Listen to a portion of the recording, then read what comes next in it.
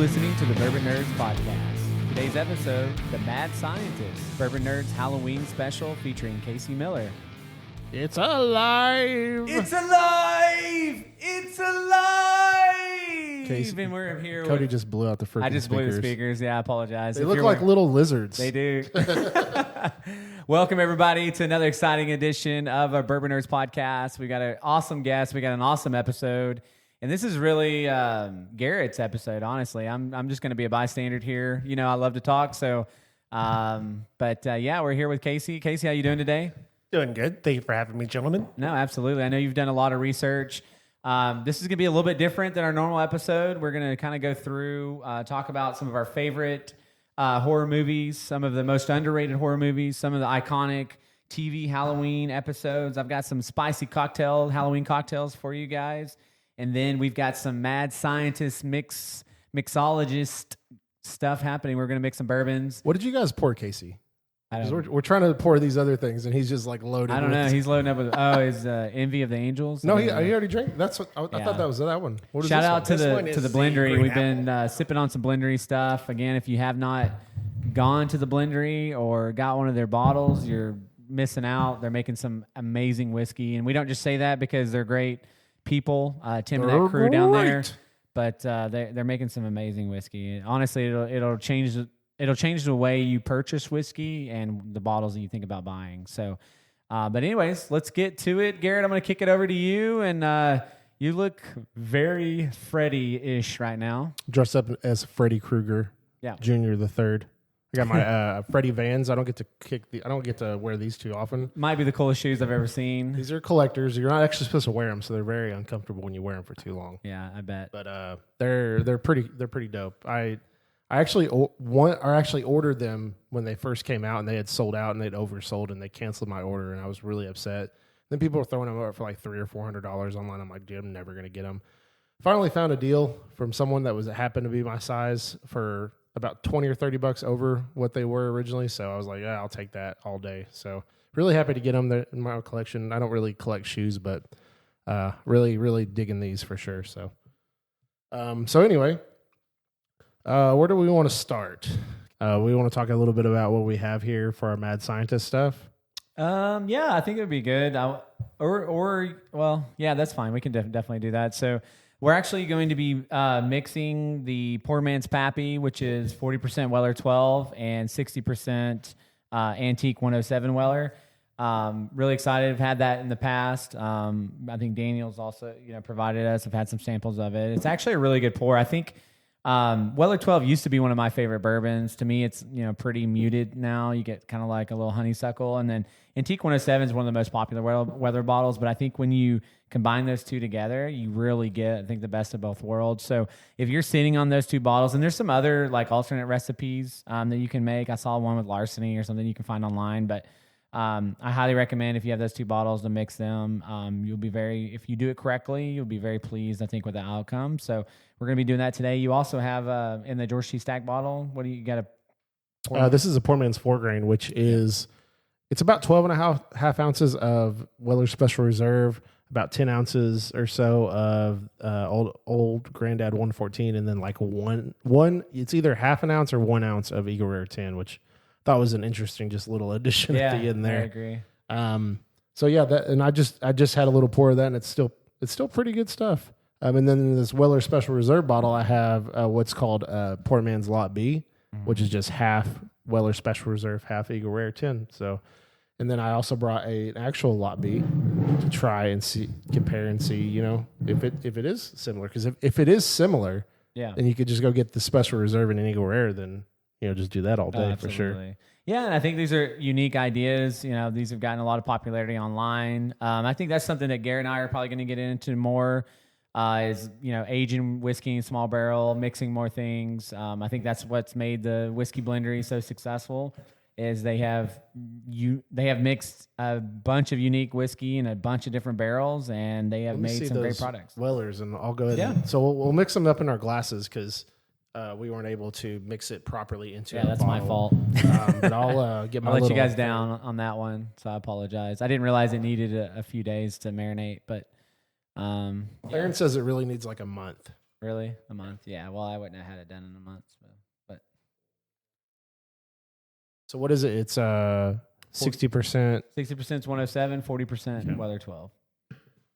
Let me see. You can't triple stamp a double stamp. Yeah, one of my glasses. While he's doing that, we've been drinking some blendery bottles, some really good stuff. We're trying the hung jury, no pun intended. The very, very old fashioned envy. I haven't had the envy of angels yet, and then foul play, which is really good. I think that's aged in a buff turkey barrel. And then I brought forgot who did the crazy stupid whiskey, but they had a limited release. Do you remember who that was? The North Texas, whiskey group. So they had a pretty good bottle there. So again, it's not a blendery episode, but we are big fans of theirs. So Not gonna work. not gonna hurt. I just did like an ounce and a half. That's just Weller 12. That's a lot of Weller 12. Yeah, we can. Well, we can remix it in a glass. Yeah. Let's do that. We're having some technical difficulties here. Okay, so we'll do 3 ounces of this and 2 ounces of the other. And Yeah, then I'll just mix it there and there and pour it in the 3 glasses so we have a little bit to each. Yeah, that would have been a lot to drink anyway. Yeah, that's a ton. So yeah, but So, let okay. us. Oh yeah, go ahead. No, let us know if you've tried any of these mixtures, which one's your favorite. If you have a mixture of something that you've just stumbled across that you found that's really good, I mean, we'd really like to hear from you. Love to hear from our audience. I know this is a different episode that we're doing, but we're really excited to mix some of this stuff, and we'll kind of share results later down the road. But everything I've tried that we've mixed successfully has been very good. I mean, when you mix a bunch of good Buffalo Trace products, you're typically going to get something good, as long as you don't mix Rio in it. I had to redo my Infinity bottle because of that. Also, I did the 60% Weller 12, which I keep All right, doing. now I'm curious to what you just did. I just poured it back. That's just Weller 12. Oh, it's just Weller 12. I just did the wrong mixture. Oh, okay. I was like, oh God, you just poured the poor man's now pappy. Weller into that 12 Weller 12. is. That's fine. No, I've only done Weller 12. We have the Friday the 13th rankings. Okay. Yeah, okay. So a little context in this. So back in 2020 around COVID, me and Casey were roommates, and we were pretty bored, I would say. I mean, COVID is a pretty boring time. And we just were watching a lot of movies, and then we're like, why don't we just do a horror podcast and just talk about horror movies? And the first thing we did is we watched every single Friday the 13th movie, and then we were going to rank them. That was going to be our first episode. So talked a little bit about going ahead and doing that so we could, kind of live what we were originally going to do. So I guess we'll just start with that. So I guess let's start from the bottom.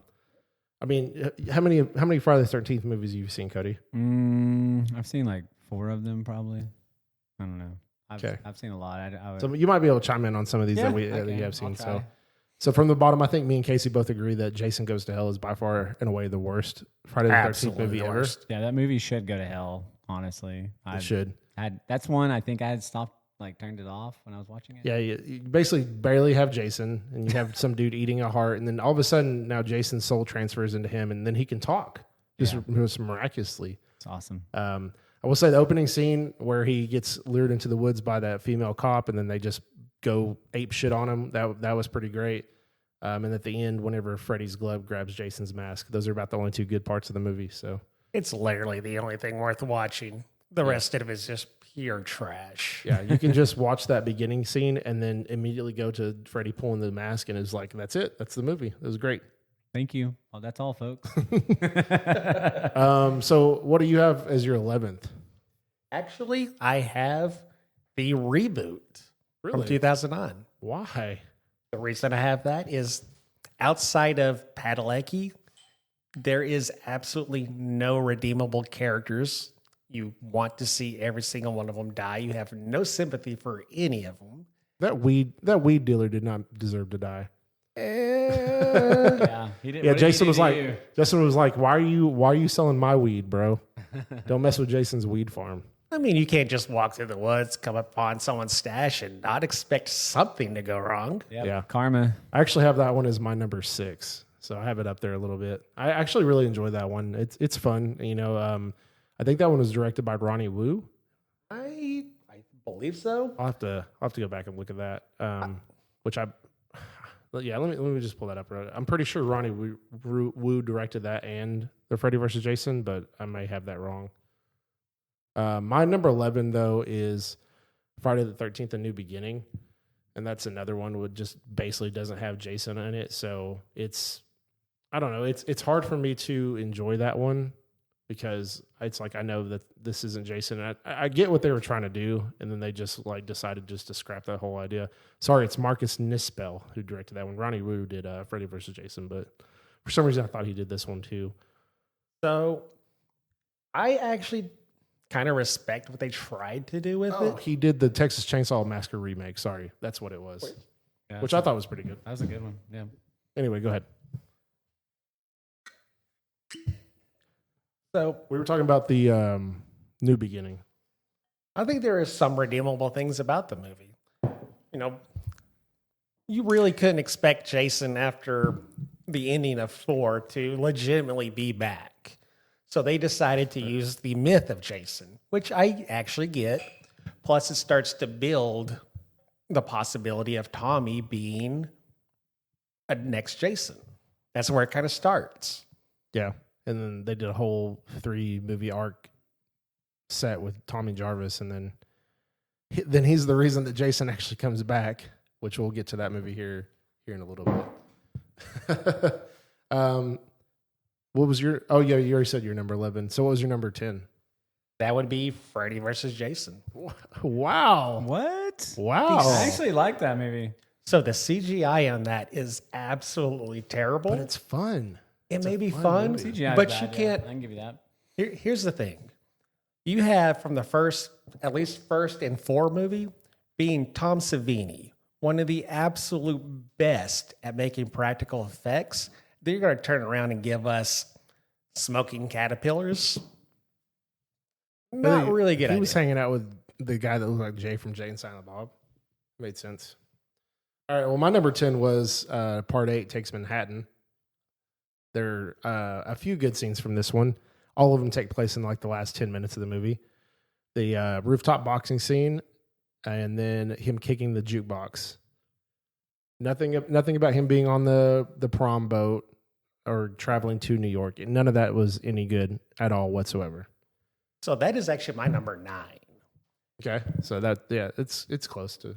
So there's a lot of backstory as to why this one went wrong. Mainly the budget. It is extremely expensive to film in New York City.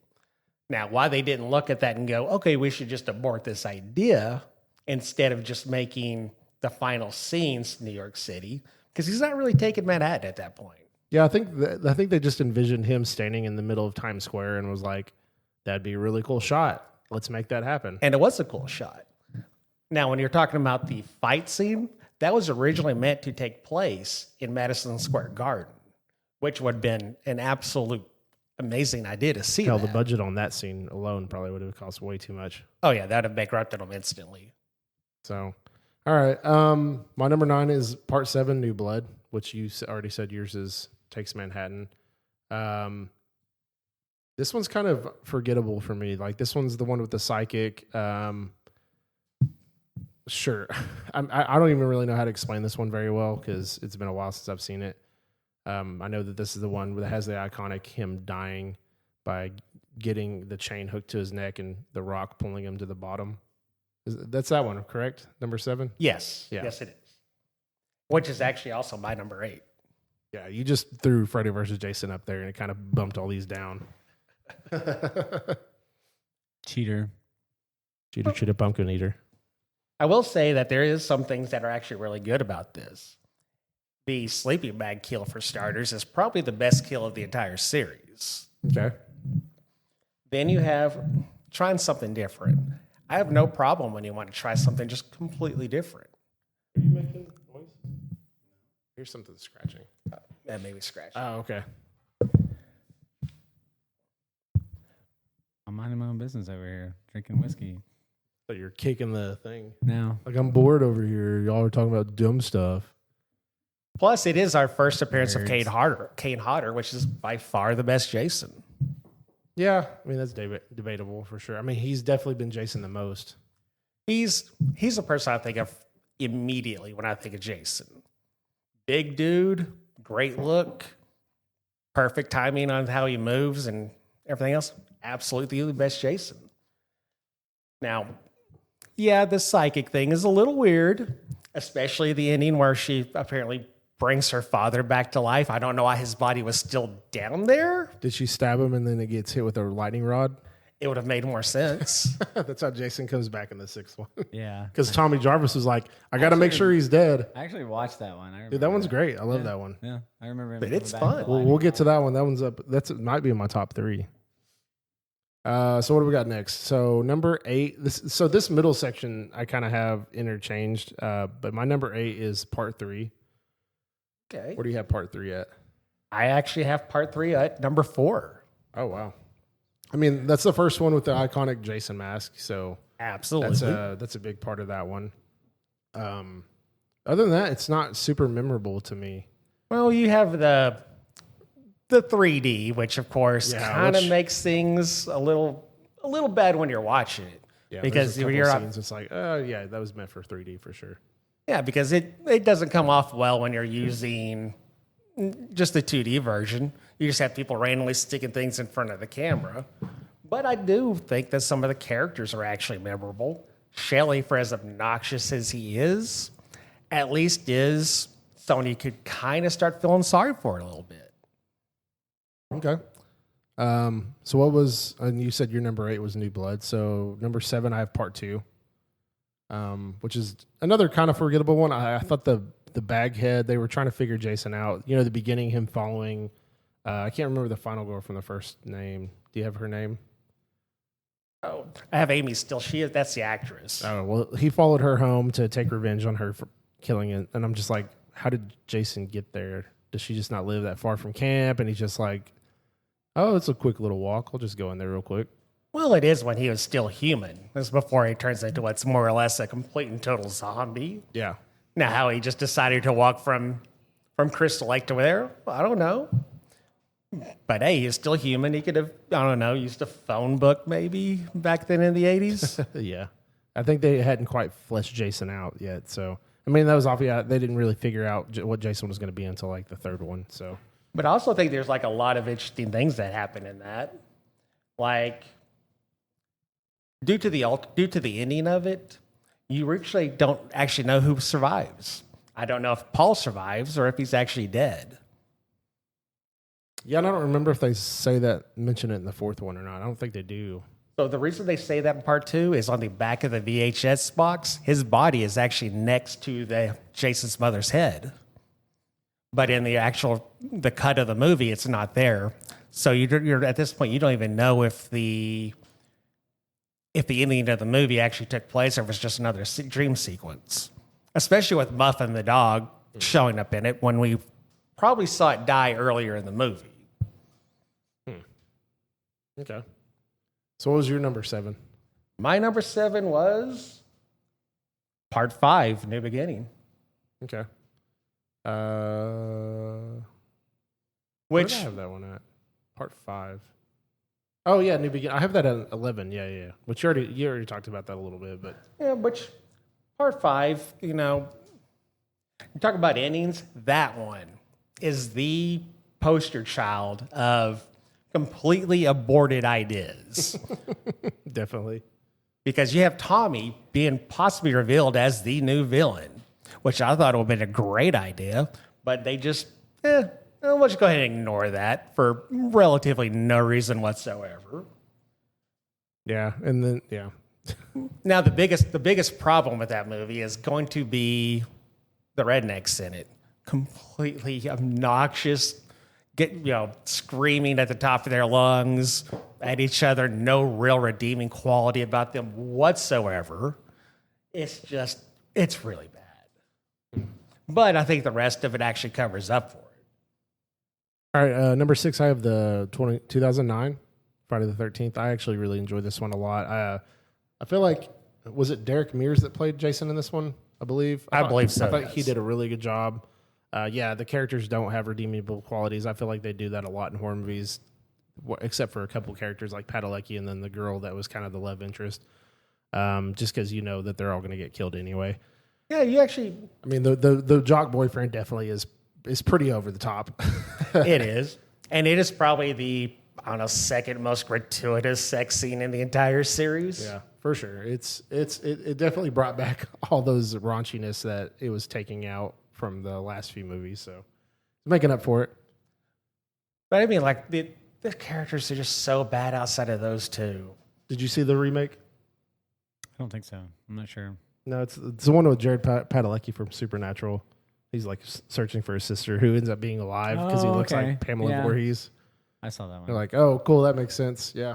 Well, they did have some cool ideas, though. They made him a little more human. They made him have traps everywhere to catch people. Yeah. He ran, which is terrifying, being chased down by Jason. Yeah, So, for sure. all right, what was your number 6? Did you already talk about yours? That was Jason Lives, Part 6, which is the most completely neutered movie of the entire series. The MPAA absolutely did not allow them to get away with pretty much anything. It has still turned out to me to be one of the best ones. Like that one's my number 3, and I rewatched that one actually last night, and I'm just like, man, this one is really good. Like, I don't know about the sheriff's daughter girl just being attracted to the weird kid talking about Jason nonstop. I thought that was kind of forced. But that is completely out of nowhere. she's like, oh, this guy's kind of attractive for being a crazy person. No, and the cops in that Some were women are just attracted to crazy people, man. Yeah. the cops in that were just batshit insane. So if she's attracted to crazy people, she should have liked the deputy in that. Yeah. And Tommy Jarvis just being a moron. You know, Jason's dead. They dig up his body. It is a rotting, mutated, maggot-infested corpse. And he's like, I got to make sure he's still dead. I'm like, bro, he's dead. How many years has it been since you've been in the institution? Which, I mean, they kind of hinted that he was still kind of living in that house or whatever. So I don't know how long. Do you remember how long this takes place after the last one, after the 5th one? I'm not entirely sure because he does go from a probably 12-year-old child to. Is he 12 in I'm not really sure how old he is, but he's young. He's very young. Okay. Well, and then he stabs Jason in the heart with a metal rod, and then while he's getting the gasoline because he's going to set him on fire, a lightning bolt hits the rod, and boom, Jason comes to life. Yep, I remember that. Which Casey brought up the point. It's kind of a nod to the old Frankenstein movies, old Frankenstein's monster. It's alive. So. Absolutely. And there's some things that I actually like that they've added to this. It's the only one that involves actually having kids at the camp. The rest of them, they're not over there. It's true. So it gives it just a little bit of an extra. And she's like, I saw a monster. And it's also like a great line from the kids hiding under their bed. So what were you going to be when you grow up? Yeah. And that's the thing is they upped the comedy a little bit in this one. And I think that's, I enjoy horror comedies more than anything. And when we get to whenever we get to our list later, I have a lot of horror comedies on it. So. And I absolutely respect them for doing that because since the MPAA absolutely ripped that one apart also, they had kind of filled in the blanks with the comedy aspects. And I think that did a good job of covering it. It made it fun to watch. And there's an alternate ending that I don't know if you knew. In the original script, Jason's father shows up at the end. And I would really love to see where they were going with that. Yeah, that'd have been weird. Like, hey, son, I know you're a zombie, but I love you. So no, he was actually, what was supposed to have happened is at the end of the movie, you were going to see a headstone for Jason and a headspace for his mother. And then an unmarked tombstone, meaning that there was obviously the father somewhere, and the camera pans out to see a guy with a trench coat standing in front looking down, and it turns out to be his dad. That'd have been interesting for sure. We really kind of do need to cover that eventually, right? I don't know if they're going to or not. We'll see, I guess. Because we know absolutely nothing about him. Where has he been this entire time? What made him leave? So at number 5, I have Jason X, which has one of probably the second best kill in the entire series when he freezes freezes the girl's face and smashes it into the counter. Pretty good. Yeah. Amazing special effect on that. Sub-Zero fatality. Completely stolen from that. Yeah. And absolutely beautiful. I know, it's pretty good though. They And did a good job of that. They also embraced the full-blown parody at this point. They knew the ridiculousness of it, so why not just have fun with it? Yeah. And they did. I will watch that movie probably once a year. Yeah, that's a good one. I haven't seen it in a while, but I remember that scene too. At number 4, I had Friday the 13th Part 3, which was the 3D episode, 3D series of the series. Sorry about that. That's okay. Got a little tongue-tied there for a second. It's the whiskey. It'll absolutely. nail your tongue down a little bit, make it heavier. Yeah, you guys kind of have a hot ones type of thing here, don't you? Yeah, we do. The only person that's been on our podcast that didn't drink was Greg Upchurch from the drummer from Three Doors Down. So we actually did. That's the only episode that we weren't drinking on. So shout out to him. So the more you get in, you get a little bit more it's honest. you're like start getting a better interview out of people. I get you to the like 7, 8. Yep, for sure. It is kind of like a Hot Ones. That is good. That's what I didn't even think about. Like I love Hot Ones. Good show. At number 3, I did have Part 2, which, like I said earlier, you had the ending where you didn't know if it actually happened or not. I really enjoyed that, and it also had one of the best stunts, where they have a gentleman in a wheelchair pushes him backwards, and he rolls down a very long flight of stairs. I remember that. Which I couldn't imagine trying to pull off that stunt. Yeah, that's not. Yeah, that had to be terrifying because any wrong move whatsoever, you're landing on the back of your head. Yep. On a complete concrete, so you're probably dead if you botch that one. Yeah, cracked your skull open, absolutely bleed to death. You're gonna have a brain aneurysm for sure. At number 2, I did have the final chapter, which by far the best thing about that movie, Crispin Glover's dance. Yeah, you guys know Crispin Glover? Mm-hmm. Oh, he has a sweet dance in that one. I don't remember. I should have sent that to you. That's one of my favorite scenes. He's just like, it's great. I also love the fact that they have a fake hero in that movie. There's someone they're building up that he's going to come in and save the day. And nope. It's bald Corey Feldman saving the day. Not gonna do it. It also had 6-year-old kid just murdered Jason. It also had one of the most pathetic deaths in the entire series. He's just getting hacked. He's like, I'm dying. He's killing me. He's killing me. What's he doing? He's killing me. What's happening right now? He's killing me.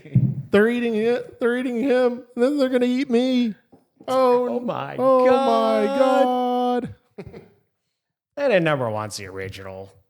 You don't have the rest of it without that. Old Pamela Voorhees over there chopping up campers. Some of Tom Savini's best work on those special effects. Oh, for sure, dude. The arrow through Kevin Bacon's neck. Oh, yeah. That's pretty absolutely damn good there. beautifully well done. Yep, I agree. Yeah, it's just a classic. I mean, through and through. All right, I'm going to just fire off my top 5 real quick. Number 5, I have Freddy vs. Jason. I really love that movie. Number 4 is I have the original, Friday the 13th. Which one's that one? Was that the old fashioned? Yeah, it's pretty good. Sweet. So good. Number 3, I have Friday the 13th, Part 6, which we talked about Tommy stabbing him and coming to life. My number 2 is controversial. It's actually Jason X because I love the bad movies in the series. Oh, there's that Leprechaun. We're going to talk about that later. I got that on some of my list. It's good. It's good. Gross. And then number 1 is Friday the 13th, the final chapter. So that's my ranking of those. So let's move on so Cody can be a little involved in this conversation. Really? I'm here. I'm still here, folks. I'm just checking. What were the ones have you seen? I'd seen a bunch of them. I mean, I agree with He's you. like, I watched the one with Jason in it, and then the one where they're at the camp. Jason. I know Jason X. And I remember the Sub-Zero move. I remember the guy in the wheelchair thing. So, I mean, I've seen a lot of it. It's just been bits and pieces over time. I haven't watched them all like you guys did. So, but they're iconic movies. I do throwback to. I'm a classic horror guy at the end of the day. Like, so when we go my top 5 list, except my number 1, which Garrett hates, but other than that, so anyways. All right. Anyway, let's get into this. So, one of the things I have. So, did you guys put I put a list of horror icons, and I asked what would these horror icons drink. Did you guys get that one? Let's do it real time. Okay. I got that. I thought you were just gonna spit out a name and we would pick a cocktail. Okay, For them. Jason. What kind of drink do you? Are we think, gonna Jason? do so like a cocktail, or are we gonna do like a bourbon? anything? Jason. Just a drink that they would drink. Old fashioned. Okay. Moonshine. You picked moonshine for Jason? Yes, because he lived as an adult in the woods from, parts 2, 3, and 4. He built himself a little shack in the middle of nowhere. Okay. Absolutely. So what kind of drink would you like to drink at a campfire early in the morning if you're hungover? Early morning. But a Bloody Mary. Yeah, Bloody Mary. Okay. Yeah, Bloody Mary for sure. All right. Michael Myers actually put an old fashioned for him, so I'm curious what you would put for Michael Myers. Manhattan. Okay. I'm going to say something like a candy corn shot. Candy corn shot. Okay. Pure gasoline. Interesting. Leatherface. I actually put moonshine for Leatherface. Everclear. Yeah. He just seems like a clear liquid kind of guy. Oh, this is Texas. He's going Shiner. Shiner. Shinerbach. Shiner I don't know. He's going to drink whatever Ziegenbach. whatever the same stuff. Well, he's Either poor. way. They're going to go as low as Yeah. they can there. The same stuff that he's putting in his chainsaw is what he's drinking. Freddie. Freddy. Ooh, Fireball. Okay. His is pretty good. I'm going to go with bourbon. You didn't go with the Flaming Dr. Pepper? And the Flaming What? Dr. Pepper. I was like, I have a two funny written Flaming down. Dr. Pepper story. Can I tell this? Oh, This absolutely. is awesome. So if you've ever been to Sellerman's in Sherman, Texas, I'm going to tell them myself here. So they used to have Flaming Dr. Peppers. They don't have them anymore. So I ordered a Flaming Dr. Pepper. I was having myself a good evening with a few friends. And they brought the Flaming Dr. Pepper. We had accidentally spilled some alcohol on the table, and I was trying to blow the Flaming Dr. Pepper out, and I ended up catching the table on fire.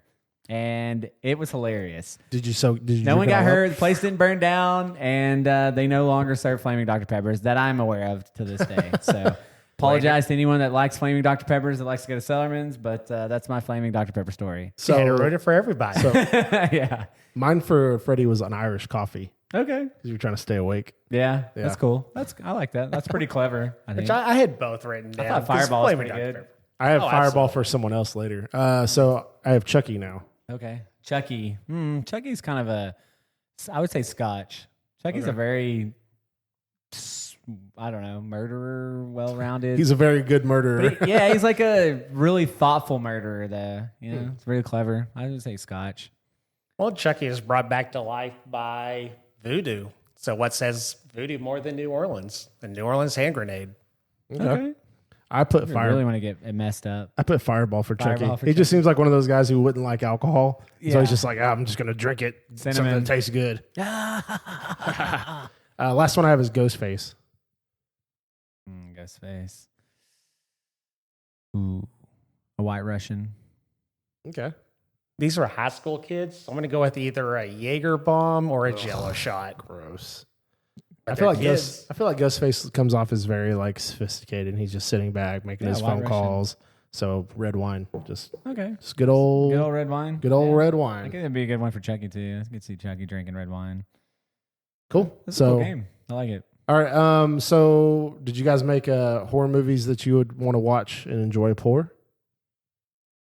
I did not. Oh, with me, I'm leaning on you guys. Well, is there any movies that come to mind where you're just like, man, this is a good movie to sit down and watch and drink a pour real quick? There's a lot of movies actually that come to mind when I think of horror movies. I would say Children of the Corn. That's a cool. Okay. I just like that I mean, movie. I think that's on my Corn- list of coming up. Corn makes whiskey. Yeah, Corn makes whiskey. Sinners. I think that would be a good movie. I just watched that one. Yeah, that's a good one. That's an a really amazing good. movie. That's such a good horror movie. If you have not watched that, I highly, highly recommend. I know Garrett was all over it for a while. It finally came out on the plane. I watched it, and it was excellent. I'm tired of these It gave motherfucking me snakes on this motherfucking Boardwalk plane. Empire meets Vampire meets like American Hustler kind of a. it's probably my favorite movie of the year so far. It's so it's well definitely made. on It's, mine. it's really good. Yep. Yeah, Well acted. very good movie. I'm trying to think what else. I'm trying to think. I mean, the Scream franchise. I love the Scream movies. I know what you did last summer. That's a good one to pour. Yep. So those are a few of mine, just off the top of my head. I mean, now anyone who knows me knows I absolutely love a bad movie. So I want to sit back, drink, and kind of rag on it a little bit. So I'm going to say Troll 2. Okay. Oh, God. That's a bad movie. Oh, my That's God. an amazing movie. I have to go get milk. I'm not a fan It's of a horror movies. horrible movie. That's my personal opinion. You guys are better at horror than I mean, we're all going to go down to the Winchester and have a pint, right? So I'll wait for it to all Shaun of blow the Dead. over. Yeah. Oh, wait for yeah. all to Well, blow those over. you don't need a pour over those. Those are already great. Yeah, I mean, well, they're good, but they're like, But yeah, do you want to drink with them? Yeah, they're having for sure, fun. for So, sure, like, yeah. also another one is like Leprechaun. You know, you're like, oh, Leprechaun. Now I want to drink some scotch, or I want to do this. Or some Tucker and Dale Irish versus car bomb. Yeah. Irish car bombs. Yep. Sign me up. Tucker and Dale versus Evil. They're drinking like PBR the whole time. You're like, oh, let's drink with those guys. Yeah. Also possible moonshine for those. Cabin in the Woods. You know, they look like they're having a good time in the woods. Why not have a good time with them? You know, nothing like getting butchered up by a zombie family. Absolutely. Just another couple. Tucker, or I already said Tucker. Killer Clowns from Outer Space. Insane Clown Might Posse. as well. It's a fun movie. You want to have a fun time? I can't wait to watch it. Yeah, With you guys, with a pour. You got any other ones, Casey? Yep. You got any other ones for? Oh yeah, Hobgoblins. That is not what I thought you were about to say. Have you seen that yet? I've seen it. No, I haven't watched it yet. You haven't watched Hobgoblins? No. One of the poster children for So Bad It's Good. You got people getting beat up by plush toys. Yeah. Heck yes. You're getting beat up by little boo-boos. Yeah, basically. All right. Let's go into underrated horror movies. You want me to kick you off? Yeah, kick it off. All right. So this may not be underrated to you, so I'll go through my list for you. Children of the Corn, which I mentioned, I really think that's an underrated movie. I really enjoyed that horror movie. Fun fact: the director is from Oklahoma. He teaches at Oklahoma City University. Nice. So I just think that's a good movie. It's got a little bit of everything. I think the kids are scary. You know, little blonde kids. I don't know. Jeepers Creepers. I'm just a big fan of that movie. I enjoyed it. I can watch that one over and over. You know, some horror movies outside of the classics, sometimes I just watch one and may be good. I'd put Sinners in that category. I'd put Conjuring in that category. I'd put Scream in that category. But again, a lot of horror movies I'm not a big fan of rewatching. I was usually not a person that liked to rewatch, but that's definitely one I can rewatch. Candyman, I think, is underrated, and that could be controversial on this list. Lawnmower Man, that was one that freaked me out when I watched it. I was always a little skittish over lawnmowers, but I thought that was a cool movie. If you've ever watched that, it's got some cool special effects. Lawnmowers are crazy. The dudes, it's just an interesting movie. It's kind of one of my funner movies that I like to watch. But it's like The Happening when that guy gets ran over by the lawnmower. for sure. I'm like, oh god, dude. So it just kind It's like, oh no, Lawnmower Man's attacking. Yep. Oh no, it's just plants. Yeah, it's just What? plants. No. No. Wrong, and I put Wrong Turn, which is probably another. It's a really good horror movie. I thought that was a really good one. I didn't see it on a lot of top lists, but it's one that I've watched a few times and I've really enjoyed it. I think it's really good. It's got a little bit of everything. You need to watch the other Wrong Turn movies because I actually really like 2, 3, and 4 a whole lot. Yeah, so I need to watch. I have that whole series on DVD. I'll just let you borrow the whole thing. All right, sounds good. But yeah, that's my list. I'll kick it over to you guys. I've got Pontypool, which I absolutely adore. That's a good one. A nice little bottle episode type of a movie to where you're minimalistic, one set, just pure sound. Brilliant movie. I have Halloween 3. Absolutely love that. Everyone panics because it doesn't have Michael Myers, but the original idea was to have an anthology. Yeah, that's John Carpenter's original idea. He actually reluctantly made Halloween 2. So, and if you start to kind of overlook some of his flaws, there's a really good idea right there. Also, I have Intruder, which is a very early movie with both Sam and Ted Raimi and a cameo by Bruce Campbell.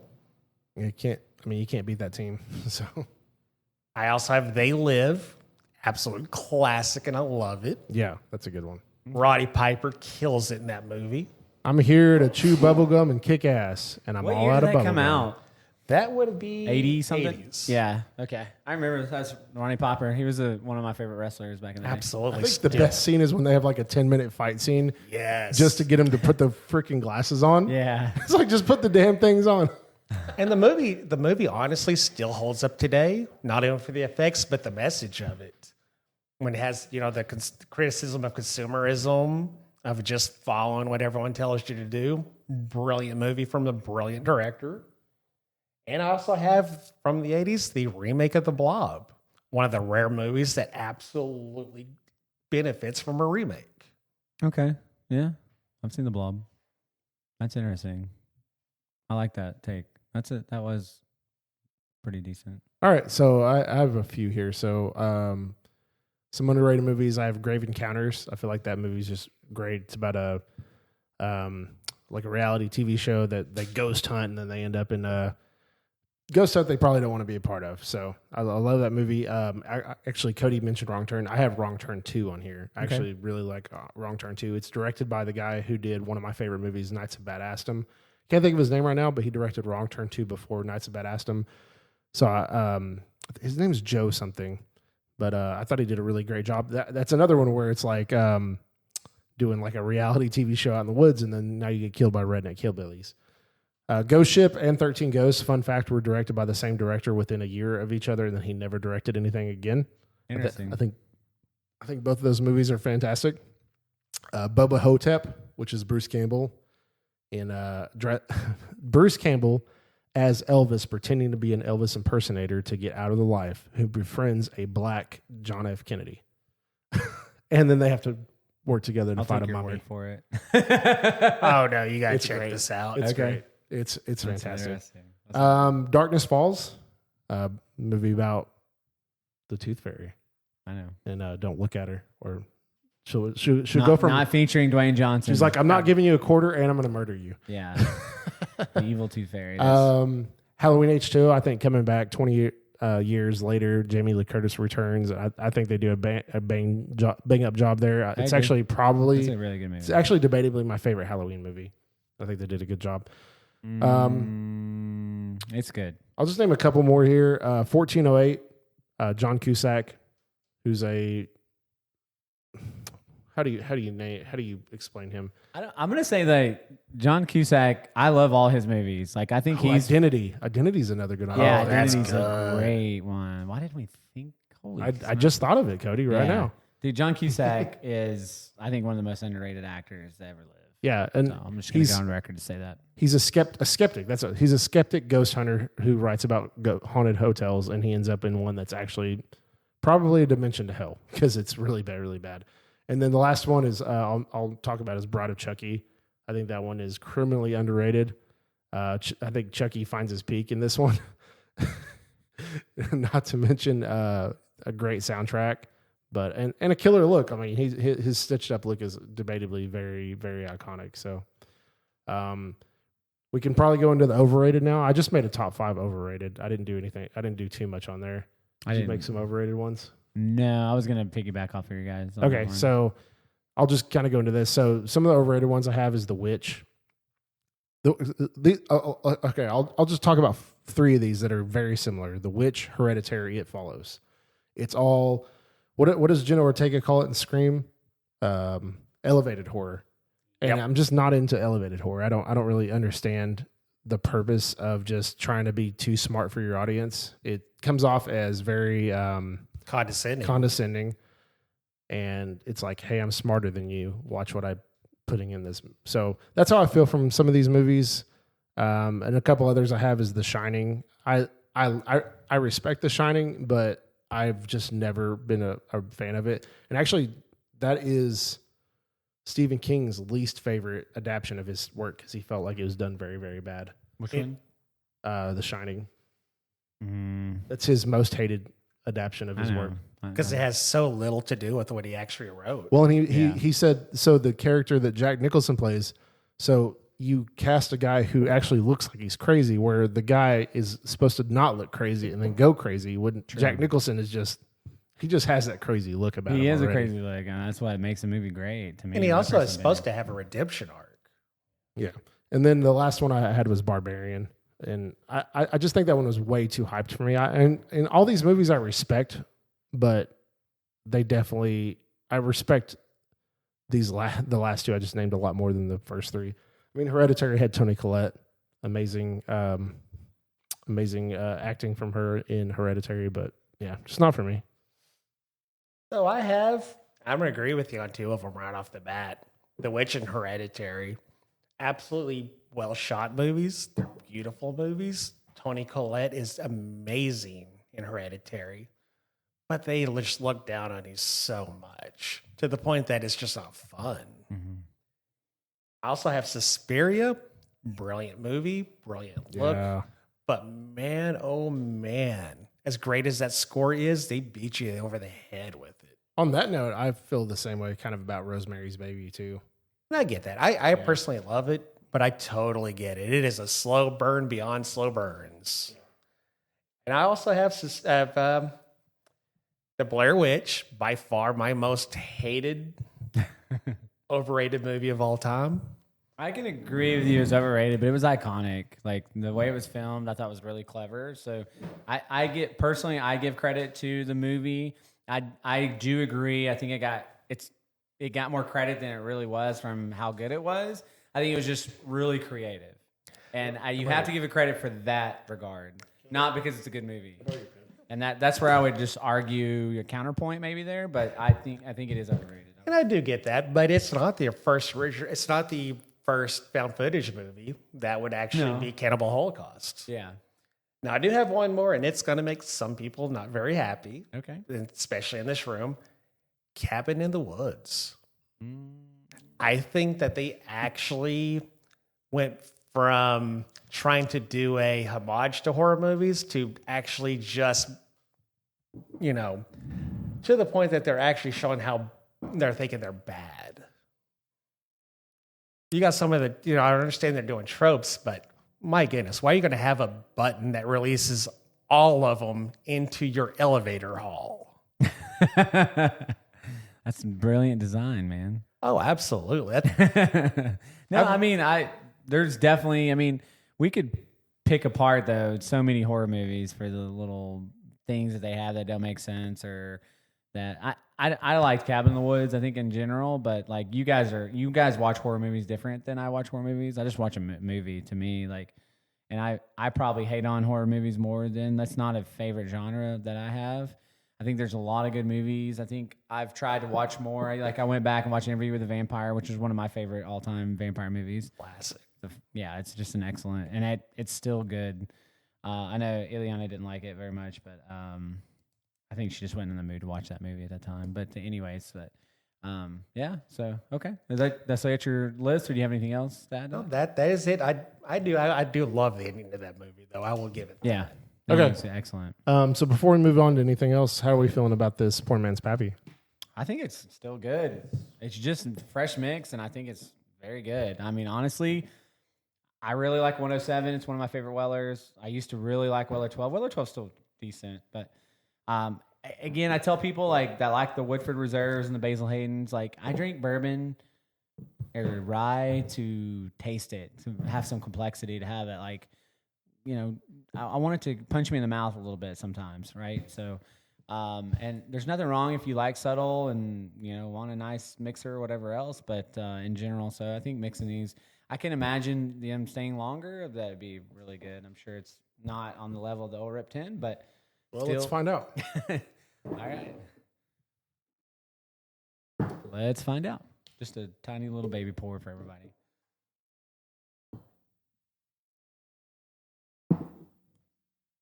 The baby pour, but I'll take it. So Old Rip 10. So Garrett and I agree. We disagree on a lot, but we agree on a lot. And this is one of our favorite bottles that we gravitate towards. And he was lucky enough to get one. I'm still working on. I'm gonna get one eventually. It's high on my list of things. William Llewellyn, Old Rip 10. But let's dive in. Man, my nose is stopped up today, guys. So I'm sorry. Yeah, this is better by a lot. Oh, that's amazing. Yeah.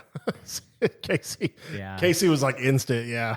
Yeah. I mean, Old Rip 10 just honestly, man, it might be I'm gonna say this. It might be in my top 3 all-time pours. I love I mean, this bottle. I could definitely say. I mean, I love it. I haven't tried this lot every B time I yet, drink it, which- I get excited. I mean, I've had lot B. Lot B's good. It's got a little spicier to it, spiciness. It's a little proof, so I could see Yeah. the roll rip being better still.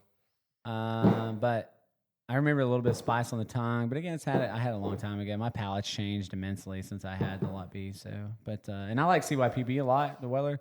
Oh yeah, But I love that bottle. This whole Rib 10 is just. I wish I could drink this all day, every day. Like it's so good. All right, I got a fun game for us. We'll go back to our top. We'll get close to the end. We'll do our top 5.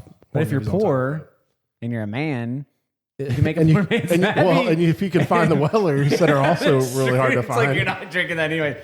So that was not a good what I was trying to make. But anyways, if you're poor, I apologize. And It's Cody's fault. You're poor. No. That's why he's apologizing. no, I'm just talking about. I mean, finding these bottles and stuff. Not like you're legitimately poor. That wasn't what I mean. I'm talking about making the poor man's pappy. It's still, I think, a good pour. I think it's the best of both worlds in those two, and it's just not good as Old Rip 10. No. It's crystal clear. Your first, as soon as it hits your lips. You're like, yep, that's better. All right. So I made a Monster Madness bracket. Where'd you get I'm just gonna go around. So there's 3 of us. Daniel's here for some reason. support. If we have a tie, so I'm just gonna give you 2 names. And you're gonna vote who you think's better. You ready? Ready? All right. Hannibal, Wolfman.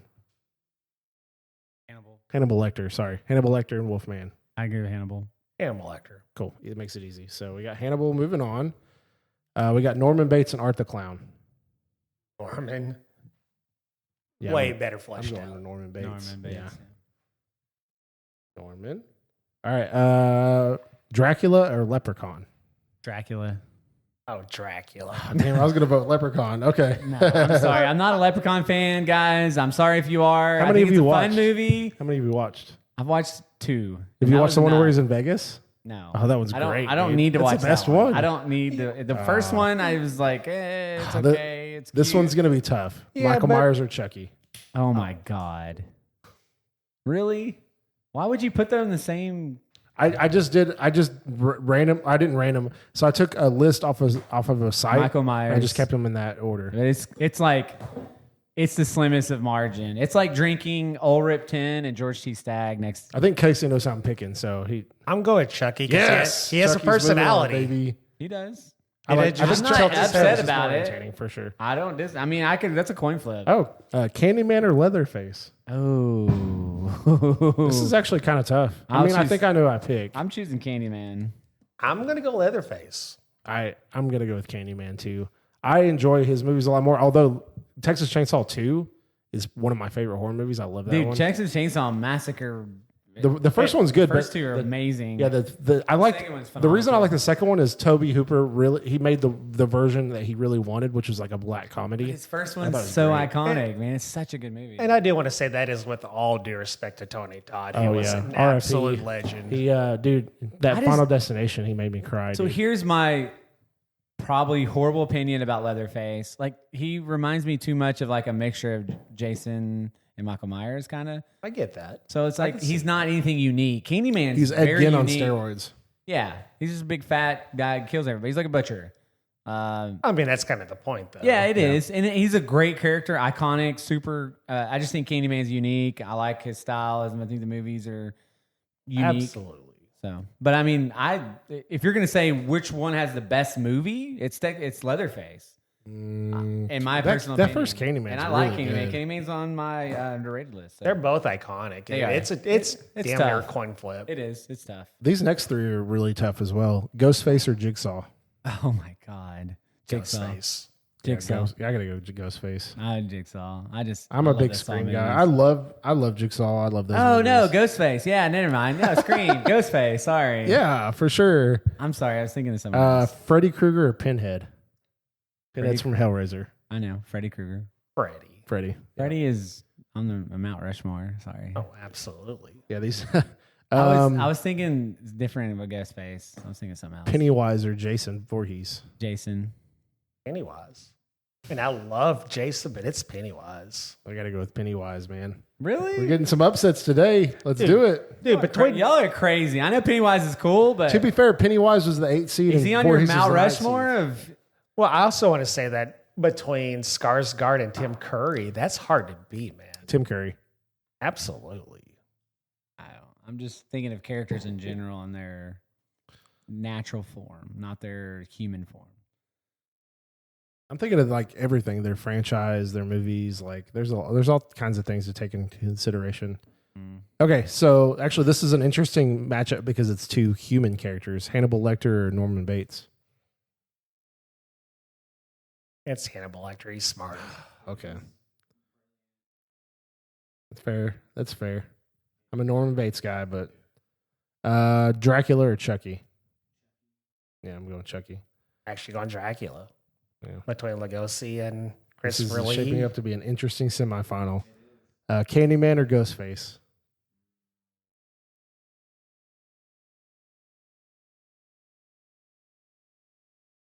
Between those two, I will actually go Candyman. Oh, okay. Wow. Candyman's really about to upset Ghostface? Wow. Wow. That just happened, guys. I mean, there are multiple ghosts. Sorry, Danielle. They just killed you. Yeah. You Absolutely. got one Candyman, you have a whole franchise of Ghostfaces. We're gonna ignore that reboot. that didn't happen. Freddy Krueger, Pennywise. It's actually a really good matchup. That's Really. a great matchup. It's Freddy. There's no one that's scared the shit out of me more than Freddy Krueger. I've had more nightmares about Freddy Krueger than any other character that ever existed. Pennywise is kind of similar to Freddy Krueger. Here's the thing. I am terrified of clowns. Absolutely hate clowns. But Freddy, he's not going to be defeated by being made fun of, Yeah, which is what that's fair. happened in the new one. He got negged to death. All right, we're to our top four. You guys ready? Hannibal Lecter or Chucky? I gotta give it to Chucky, man. Chucky scarred me, kind of like Freddy. I will go Chucky. I was gonna go Chucky too. That's heck yeah, man. Chucky's in the finals. Again, all due Score. respect to Hannibal. Great, but Chucky is. And then we have the Dark Horse Candyman against Freddy Krueger. Freddy Krueger. Freddy. Freddy, okay. Oh, we can have Chucky. So we have Freddy versus Chucky. Dude, that's awesome. Can we get that movie? Yeah, Yeah, can we we need get it. that? I'll Dude, watch that. Can we get that movie? Absolutely. Dude, just Brad Dourif and Robert Englund going at Did we each just other become all day? best friends? Hey, New Line, get on this. You want to go do please. voodoo in the garage? Yeah. I'm gonna go Freddy Krueger. It's Freddy. Sorry. Chucky didn't pull the upset. Sorry, Chucky. Poor Chucky. That's Sorry, okay, man. I mean, Chucky. Freddy Krueger's, making it to the finals. And Freddy you're Krueger- dressed like freaking Freddy. I'm dressed like Freddy Krueger, so it That makes wasn't sense. influential at all. So now that this is over, I do want to ask one very important question. Yeah. Okay. Is Silence of the Lambs a horror movie? According to the Academy, they are. So we had this conversation earlier when we were at Sellerman's. I agree. I think I see it more as a detective thriller than a horror movie, and it's because it would absolutely be on my top 5. I just don't see it, and yeah, maybe the Academy, whatever media bullshit BS. It depends on if you count a thriller as a horror movie. But like the Sixth, for example, like Sixth Sense. To me, that's not a horror movie. I mean, at least it has supernatural elements. It has supernatural, but there's supernatural elements in Marvel. Is that a horror movie? Actually, yes. Multiverse of Madness, I would consider a horror movie. Okay, but I mean, we're getting real technical there. I don't see those as Halloween iconic things that I would resonate with personally. And again, your audience could have a different opinion. I may be wrong. That's my personal opinion. I don't think of that movie when I think of horror. Just like Aliens was kind of on the Horror side. sci-fi. It's a horror sci-fi, so kind of put it on that. I put it more sci-fi to me personally. Now, Wanda does go full beast mode and wipes everybody out. Yeah. For sure. That was It's also a directed by the phenomenal great movie. Sam I Raimi. love that movie. That's one of my favorite movies of all time. But I didn't put it on my horror movie It's list. actually an underrated Marvel movie. Yeah. Agreed. Okay. I think so. I think if Sam Raimi would have started from the beginning, it would have been a lot Yeah, better. I agree. I do think that would have helped a lot. I was sorry. We were talking about two different movies. You were talking about Wanda.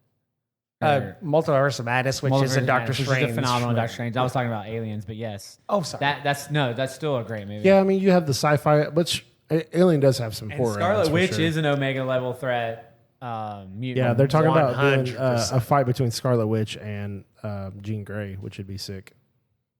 Well, that actually depends. No, I'm saying that they're talking about doing that in Doomsday. Oh, okay. Oh, okay. That would be insane. I thought you were asking me between the two. Are you talking about because- Jean Grey, the Phoenix? Yeah, Jean Grey. That's exactly what I was about to say. Jean Grey, Jean Grey and the the Phoenix Phoenix Force. is probably, I would say, would probably win that battle. Yeah, But it would Dark be- Phoenix is absolutely Yeah, going Dark to Phoenix They is made on Wanda another- pretty OP, so Oh, Oh yeah, no, absolutely. But you're talking about like Well, that's how Marvel one likes of to the do. most- They make the strongest forces in the universe versus Absolutely. strongest forces. Well, I guess she kind of proves she's one of the strongest forces in the universe with the multiverse. But anyways, that's a whole different ball game for a whole different episode. What I would love to have the debate on. But let's get back to the horror.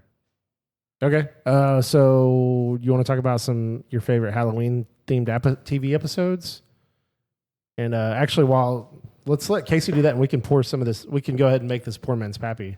Sure. Let's. We're gonna pour into this Weller foolproof bottle with our own Bourbon Nerdz Pappy sticker. Yeah, we'll post some pictures of it. It's Yeah. a really cool sticker. I think Theron, made that for us. Yeah, Theron made this. Thank you, Theron. Shout out to you, my friend. Great. Our number one Bourbon Nerd. Number one Bourbon Nerd. All right. So where would you think 40%? You want to kick us off on TV shows? Which Absolutely. obviously you're wearing a shirt, so cheating over there a little bit. So I'm going to go ahead and just go with the absolute best you can do. And it is a cop-out, and I apologize, but there's no other way to do it. Every single Simpsons Treehouse of Horror. Yeah. It's too hard to separate. They have too many amazing segments. The Shining and the Nightmare on Elm Street parodies, probably the best ones. Yeah. So I'm going right off the bat with that. Again, it's a cop-out because we're getting like 40 seasons worth of stuff here, but hey. Being a kid that grew up watching The Simpsons, like those were the episodes. Those episodes were the one I looked forward to the most. They were all super iconic. The intros were unique. Like it was just, they're great. They're phenomenal. Like they're so good. Like So they're it looked some of like the best 60%? episodes Simpsons ever came out with. Which it doesn't hurt that I'm wearing a Treehouse of Horror shirt at the moment too. Does that look like 60%? A little bit more. Not a little bit more. It works 60% of the time, all the time. Sex Panther. I'm also going to say Community with the zombie episode. I haven't watched Community. Oh, dude, I gotta know, watch dude. this. It's on my list. Man, I don't. Now I'm out of Weather 107. I So have no more. do you like Rick and Morty? I love Rick and Morty. This is Dan Harmon, same guy. It's the guys who directed the Avengers movies. No, this is Russo brothers. They've directed the movies, but Dan Harmon is the one that brought both of these shows to life. And Community with the zombie episode, they were able to keep it in universe without going supernatural, and they did it brilliantly. Okay, I haven't seen that. I know that's on the list of things I've got to watch. So I'll take your word for it on that one. I also have a couple of Brooklyn Nine-Nine episodes. Okay. Both of how 9-9? Nine-Nine. The very first Halloween heist episode. And also the fifth one, because Peralta proposes, and you also get the fake cheddar. Yeah, the fake cheddar. Because Captain Hulk getting tricked by a decoy corgi. Yeah. Oh. You're not cheddar, you're some common bitch. That's funny. I also have That 70s Show. Oh, that's a good one. Yes. Yeah. The Permanent Records episode. Yep. Fez That's a great dressed as Batman. Yep. Such a Oh, fun that's episode. an iconic. Poor man's lobby. And also one that We're probably gonna drink this. and I'm then guessing lobby. everyone outside of Garrett has never seen, and that is You're the Worst. With the I have seen that. Yes. yes, with the haunted house episode where they go to the haunted house. It's a It's normal been a while. episode. I think it was COVID time when I watched that. Yes. So you got this entire episode where it's just a normal thing to where they're just dressing up and having fun. They go into this haunted house. That's one of the hardcore ones. And the entire episode just goes bat crap crazy. And it is brilliant.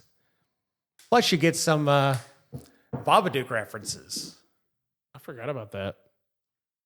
Yeah, I haven't watched that show. Yeah, it had to have been COVID times, and I just binged it. And so I don't remember that episode too well. So what do you got on that?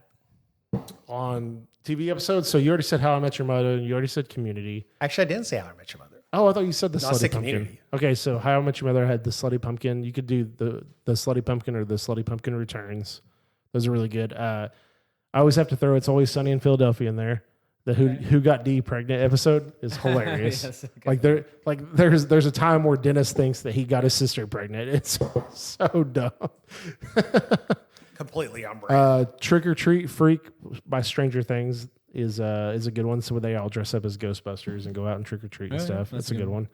The League, the Ghost Monkey. Whenever they Taco steals the monkey and he thinks he killed it, so they think they're haunted by the monkey. Oh man, that's a great one. I can't believe I didn't think about that, dude. The League. The League is so outdated, but I miss that show. They should reboot that show. Considering how big fantasy football and football's right betting. now, Oh, I mean, dude, 100%. you could come out with a remake of that show. That was epic. Hey, FX, I love you for everything you've done If you ever between bring the bring it Shield. back. Let's start a petition to bring back the League, Yes. man. They do a lot of great things on FX, so Ruxin. please Oh, bring this back. man, that would be so good, dude. Some of the greatest fantasy football team names of all time. And if we need to, we can leave the 9/11 guy out of this if we have to. Yeah, absolutely. So you already talked about the Halloween heist from Brooklyn Nine-Nine. Which ones did you talk about from Community? The zombie episode, the epidemiology episode. Okay. Well, I like the horror fiction and Seven Spooky Steps, where they all tell scary stories and then they put each other in them. I always think that's hilarious. And then the dean comes in and he's like the devil and stuff. Yes. That one's funny. And then the paranormal parentage, where they go into the mansion Yes. and it's like a Scooby-Doo style mystery. Chevy Chase's brother in it. Who played Gus Fring in Breaking Bad? Yeah, it's Chevy Chase's brother. Oh, okay. Nice. Anyway, He's such a great actor. we just ruined it for he Cody. is. He's never going to watch the show now. I love So, Breaking Bad. yeah, that's all I had for that. Cody, did you have any? I mean, obviously, we give shout out to The Simpsons, some of the most iconic. We already talked about that. Roseanne had some really good Halloween episodes. There's multiple of Darlene and different things. Home Improvement had some really iconic. I really enjoyed that show. Tim Allen, yeah. Al, the whole thing. King of the Hill had some really good Halloween episodes. Boy Meets World. had Oh, a I really forgot about good- that. That was with great. Topanga. I love me some Topanga. Yeah, absolutely. You could maybe throw Saved by the Bell, but that didn't first come to mind. That was just one of my favorite shows growing up. Which Topanga is one of my crushes. when I was a kid. Which Topanga is Her, like Kelly all-time. Kapowski, and Kelly Bundy. Yep, 100%. Modern Family had some really good Halloween episodes. Just that show's just phenomenal. If you haven't watched Modern Family, go back. Speaking of Al Bundy yep. and O'Neill. Yep, both absolutely. shows. He's in there. Absolutely, he's in both shows for sure. So those were some that I chose that I thought would be good honorable mentions. So that have great iconic Halloween episodes. And I'm not going to get into depth. We could talk about those all day long. But yeah, I wanted to give a shout out to those shows. Cool. Yeah, that was fun. So the last couple things we have is we have cocktails, we have our top 5, we have our Mount Rushmore, and then also I asked you guys if you guys would survive a horror movie, which we can skip that part if you guys didn't do that. Let's save that for I the can end. absolutely Let's say that. Okay. Yeah, we're not skipping that. We're gonna save So that which for one the do you end. guys want to do next? Let's do the Mount Rushmore debate. Okay. Right? That'd be fun. And I think we're going to agree on 3 of these, but maybe not. So who wants to kick us off here? Okay, I assume that we all have Jason, Michael, and Freddy, correct? Absolutely. Yes, absolutely. 100%. So the real question is, what was the 4th one that we picked? All right. So I'll start with mine because I'm the least horror educated fool here. Okay. I went with Chucky. Wow. And the reason I went with Chucky is because possessing a doll and murdering people and being psychotic and iconic, I just it's hard to beat Chucky. Like you can choose Pennywise, Leatherface, Hannibal, or there's a bunch of different iconic characters, but to me, you don't think of horror movies. And you don't think of Chucky is always going to come to mind, And and he's that's super why I popular, chose yeah. him. He's super popular. He scared me when I was a child, and I just think he's an iconic character, and I think he deserves to be on the Mount Rushmore. Mic drop. Hey, I get it. That's fine. That's my personal opinion.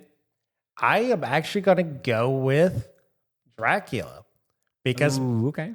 so between Bela Lugosi, Christopher Lee, Gary Oldman, and a slew of other actors, they have absolutely brought this character to life. And there's a ton of like backstory and psychology to that character that could be carried over to pretty much any point in time in history, and it work. So I almost went with Ghostface because I think Ghostface is definitely arguably up there for sure. Actually, with Chucky too, it's really funny that Cody said Chucky. I thought we would have completely different people, but I think Chucky Nailed it. he had a whole franchise, he had a whole TV show. Like he's just a very popular horror icon, and people instantly recognize him.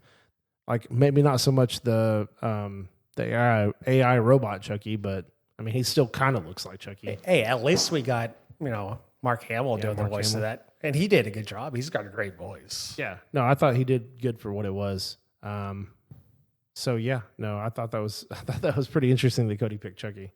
I mean, Casey went with the obvious one. Like obviously, Dracula. You could do a whole Mount Rushmore of just the Universal monsters, Right. really. But here's the thing, though. They're a classic for a reason. They're an icon for a reason. And Dracula, look, he's old school.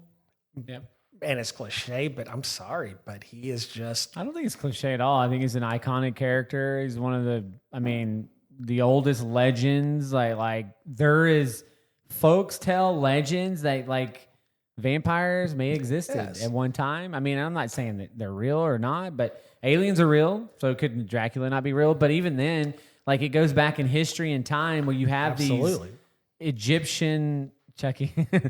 Annabelle's weak, bro. Yeah, Annabelle's a super weak. But anyways, Dracula's an iconic character. I don't fault you for that. I think you could easily put him over Chucky, but I think I personally, when I'm thinking of horror movies, I don't know if Chucky this is one that comes to mind to me. And I get it, but there is just such a I need some lot B. psychological and also a historical reasons why that character was kind of made and was used throughout time that I can't get into because they could be probably a 2-hour discussion on that alone. Yeah, agreed for sure. But Dracula's an awesome character, so I don't fault you for that. I love Dracula. I love vampires. Like I like vampire movie stuff and shows and all that Buffy and all that different stuff. Look who it is. Just in time for the lot B. Yeah. No, he doesn't get any because he's a terrible person. Terrible. All right, so you had Chucky too as well, right? I did, yes. All right. You want me to start talking about some cocktails? Yeah, go ahead. I got some cool. I'm going to give you about 4 or 5 Halloween cool cocktails that you should try. And then a bonus one, Witch's Brew Lemonade. So this is a cool one you can put over ice. It's 3 ounce indigo gin. You can use vodka if you're not a gin person. 3 ounce sparkling lemonade. Half ounce of blue Caracal. Is that how you say it? Caracal? I don't drink that very often, but I don't drink a whole lot of it. Carousel? I don't know. Whatever. And 1 fresh sprig of rosemary. I think sounds like a delicious cocktail. I've never had it, but I looked up a bunch of awesome cocktails that were highly rated, so I wanted to share that one.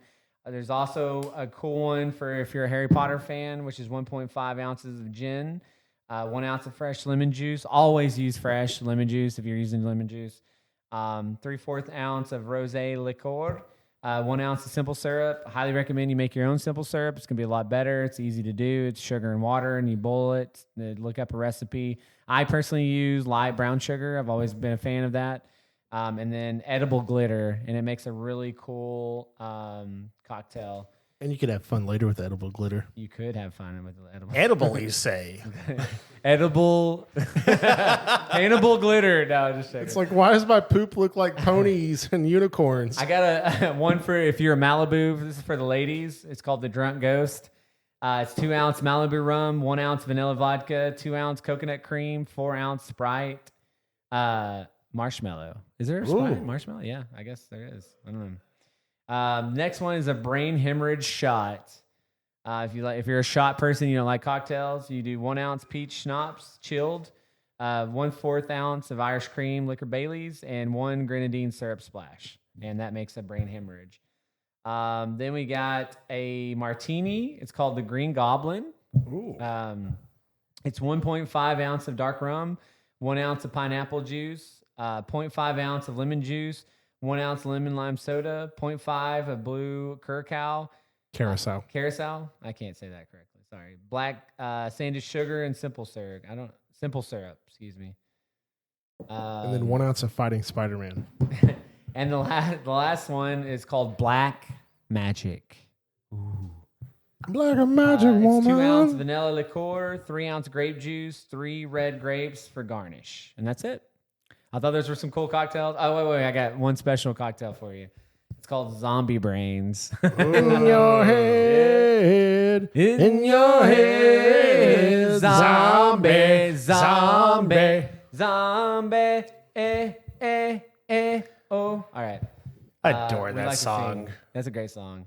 Zombie Brains is 2 ounce pomegranate juice, which is actually really healthy for you. There's a lot of studies coming out. It reduces a lot of heart-related risk and different things like that. I can talk about that on a Neat and Balanced in the future. 2 ounce orange juice, 2 ounces of vodka, 1 ounce Chambord, 1/4 cup raspberry ginger ale, and then just like a splash of ginger ale. Sorry. So 1/4 cup raspberries and a splash of ginger ale, and that's called Zombie Brains. So those are some awesome Halloween cocktails. You should try one. I'll be making some this Halloween. I want to try some of the stuff, and hope you enjoy that. So let's move over to the awaited top 5 greatest horror movies of all time. And Garrett, you're going to kick us off here. Okay. Y'all ready? Y'all ready for this? Are you hanging on the edge of your seat? Are you ready? Hey, are you ready for this? Are you hanging on the edge of your Let's seat? do this. Ready, Freddie? Ready to go. All right. Number 5. Knights of Badassdom. That's a horror movie? It is. It is. It is. Really? It's a group of. I haven't even seen that movie. And I do love me some Dinklage. It has Peter Dinklage and I love Steve Dinklage. Zahn. Give And me the Dinkle. And it's a group of LARPers who accidentally summon a succubus from hell, and then they have to fight them with swords and stuff. So it's great. I love it. Anytime anybody asks me for recommendations, that's one of the first ones I throw out there because I'm like, dude, it's so fun. It's just a fun movie. There's actually a director's cut that's never been released that's supposed to be a lot longer and a lot darker, and I'm like, dude, I bet that's amazing. Joe Lynch is that guy's name, by the way. The director who did Wrong Turn 2. I just randomly thought about that now. Number 4 is Nightmare on Elm Street 3, Dream Warriors. I love Dream Warriors. But maybe tonight you'll be gone. It's a great movie. You bring back Nancy, and then you add in all these awesomely written characters in an insane asylum who have all dealt with Freddy, and then they have to fight him within the confines of this insane. Some super creative kills like the puppet master, by far. where he's like the puppet master makes the kid jump off. Like that one's good. The Welcome to Prime Time, bitch. He writes that on his auto. Oh, So that is the best of the series. I love it's that movie prime so Freddy Krueger much. for sure. Yeah, it's very good. I love that one. Number 3, Army of Darkness, is really good. You just get all the best of Bruce Campbell, Evil Dead, fighting zombies. I don't know. I love that movie. Takes them back to medieval times, which if they would have kept with Ash versus Evil Dead, that's kind of what it looked like. It would have been like a post-apocalyptic kind of thing. I wish they would have done that, but you get all the great lines. So you get, this is my boomstick. And you get the groovies, and you get the S or shop S smart. You get all the best stuff. So that's good. Number 2 is Cody's favorite movie to make fun of me is Killer Clowns from Outer Space. Insane Clown Posse. Let's go. I can't wait to watch that with Garrett. Amazing all the movie. all the best stuff, all the best clowns, all the best, alien clowns coming in and just that theme too. yeah, and they have balloon animal dogs, they got pies, they got They got cotton candy guns. They got popcorn. You know how good that movie is? How good? That movie is so good, it makes me bypass my fear of clowns. Okay. I mean, That's saying pretty something damn there. good. It should, for sure. Agreed. And the number one is Psycho. I don't think that was very. I think that was pretty Stunned. obvious. Number one. That's the only reason I didn't put it on my list is because you put it on your list. You can pick a top 5 that's still the same as mine. I'm sure. I don't know. That is a iconic movie. Though. It's so good. That is a masterclass. One of my favorite lines. We all go a little mad sometimes. Yep, It's great. I agree. I think it's one of the greatest lines of a movie. So. Then it was brought back really well done in the Scream movie by Billy Loomis. Yep, we all go mad. Sometimes. We all go a little mad sometimes. All right, Casey, why don't you go ahead and I'll finish this off here. So I have Shaun of the Dead. Oh, so good. Yeah, I'm surprised it's on Garrett's list. I'm a massive fan of. I actually love that whole trilogy. Yeah, I he mean, talks yes. about it all I the can't- time. The honestly- Cornetto trilogy is so I honestly good. can't pick my favorite from all those because I love all 3 of them like equally. So I love zombie movies. I love Simon Pegg. Love Edgar Wright. It's a great combination. Can't go wrong with it. And I love all 3 of the Cornetto trilogy movies, but you got to go with the original. And at 4, I have Psycho because it's a goat for a reason. Alfred Hitchcock absolutely nails this. Which I don't have to tell it to Garrett. Sorry, what'd you say? Yeah. Oh, Psycho. Oh, yeah. Okay. okay. Can I ask an honest question? Is that his best movie? By far. I don't know by far, but It's by far. You know what's really funny is he's got a lot of great movies. it's Oh, yeah, The because a lot of Birds. people don't Birds is realize good. Well, he's got- The Birds is good. Vertigo is good. Like Absolutely. North by Northwest. North by Northwest. That's what I was trying to think of what that one's called. Yeah, so many good movies. But the fun thing about Psycho is nobody realizes it was a book. Yeah. Because what he did is he kept showing the studio, I want to make this movie. They're like, yeah, I don't think so. And he put up it's a classic. he basically put up all the money himself, and then he told his assistant, go buy every single copy of this book because I don't want anyone to read it and know what happens. And so it's really, and then like even on whenever the movie was released, as soon as it starts, you're not getting in because you know it kind of just ruins everything. So he's like, nope, sorry, you left, you're not coming back in. Its representation precedes itself for damn good reason. That's a Yeah, great for movie. sure. Oh, I also have at number 3, American Werewolf in London. Ooh, Debatably one of the best werewolf movies. Oh, absolutely. It's the greatest transformation scene in movie history. is it not the greatest werewolf movie?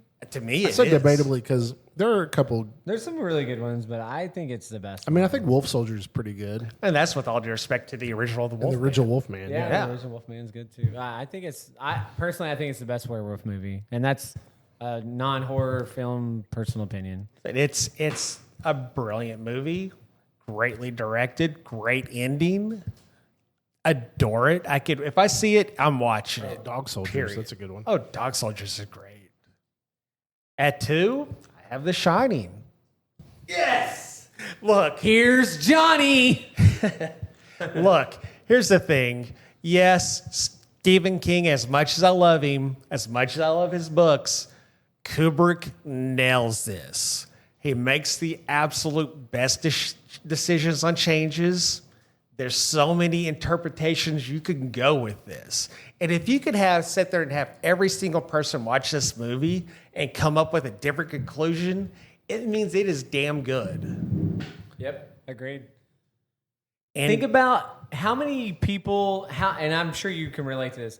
How many times have you stayed at an old hotel, walked around the corner, and we're like, looked left and right, make sure You saw there's two no little girls on girls tricycles? on a tricycle, because I have done that, and if you haven't done that, then you're not normal. I'm sorry. and You're not normal if you don't see girls on tricycles in a I'm hotel. saying you think about that scene. which apparently, if we go to the Skirvin in Oklahoma City, we'll see some stuff. Yeah. Yeah, I was they'll- telling Danielle about that hotel the other day. The Lakers will not stay there. Yep. Well, most of the teams stay at the hotel next to the The arena. NBA is scared of that hotel. 100%. There's many documented cases of people seeing ghosts and being haunted. Skirvin's going to have 1408 people. Yeah, yes. Dude, when you got someone as insane as Ron Artest / Meta World Peace who is terrified of a hotel, you know it's got a reputation. Yeah, I think he's a fake tough guy. And number one, because this is no surprise to anybody, and I know Garrett's already know what I'm going to say, John Carpenter's The Thing. Best remake ever. Okay. Best practical effects ever. That's good. One of the best endings ever. Yeah. Best Is he ending is he is he an alien? Is he an alien? Yeah. Oh, I don't know. Is McCready the alien? Do we see breath? Did he drink gasoline? The gleam of light in the eye? We're drinking gasoline right now. Yeah. There's so have many you seen theories it? about the ending. Have you seen The Thing? Yes, absolutely. It is so good. I watched it with my grandpa. I remember it came out in what? The remake came out in 80. In the 80s. I want to say 84, but I think that's. I want to say that's about correct. Yeah, so I Off the remember top of my watching head, it I'm with not sure. grandpa. It's a movie that always resonated. I remember I'm like thinking at the end, I'm like, what is he? Oh, 82. I was close. 82. Yeah, and Which, that was you know, one of the 85s. when it comes to practical effects, you can't top this. Yeah, it's for the, By for the any- time period. by Absolutely. time period, not. I yeah. think you have to pay homage and respect to the movies and what they did for that time period. And I think a lot of people can't do that. That's where you get a lot of new age kids that just can't respect old school horror. No. And I'm a classic kind of guy, so And the tension in that movie is perfect. yeah. There is, you want to talk about special effects. I will put any movie this day and age against that. It's not topping it Yeah. I agree. by anything. What do you got? All right, so I'm going to kick off, and mine's not in a particular order. I'll kind of put it in order I think of. So number 5, I would say Scream. I absolutely love that movie. I could watch that over and over again. And it may not be the best horror movie ever, but I just think it's great. I think the story's good. You fall in love with the characters. You wonder who's the killer. It keeps you on the edge of your seat. I mean, it's got everything you want to me, and the franchise is great. It kind of brought back the slasher genre for sure. It absolutely. did. It revived the It thrasher. had a lull there for a while. So I think it deserves respect, and it's always a movie I I love could the Scream watch and franchise rewatch for sure. it, and I can't say that for a lot of horror movies. So number 4 is Halloween. I think the original Halloween. I can't think of Halloween without thinking about that movie. No. So I think it's an iconic movie. I wanted to pay homage to it, and it's one I've rewatched a few times, and I enjoyed it every time I've watched it. Hey, John Carpenter is one of the great. He's Yeah. the master of horror for a reason. Absolutely. John Carpenter is the GOAT when it comes to horror. Yes. Between that and The Thing, Yep. sure. Absolutely. I dare you to top that. You can't. I mean, yeah, No. we talk about filmographies. Like, I don't know. Yeah, like someone was saying John Carpenter or Wes Craven, and It's Carpenter. I mean, Yeah. it is I'm Carpenter. biased. Look, I am biased. I agree with Casey. I think it's Carpenter. He is by far my favorite director of all time. I can't go against the guy.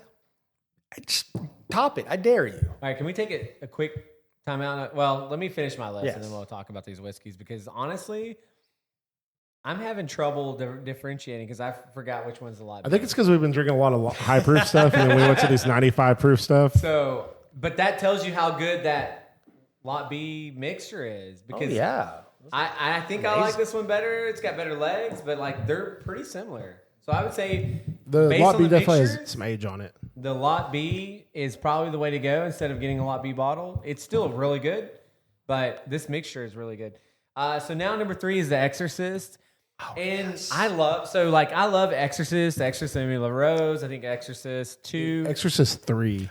Exorcist Amazing. 3 I is don't know horror. how we didn't bring up the Kills Exorcist it. 3 jump scare is one of the best jump scares it's- of all time. I agree. 100%. Exorcist 3 is that phenomenal. hallway scene is just like, it blows my mind every But time. when I yeah. think of like horror and mystical and the other side, I can't think of anything that scares me more than being possessed by a demon, which if you're religious at all, there's multiple cases and documented things about people going through an exorcism. People- And demons being, you can talk to priests, you can talk to preachers.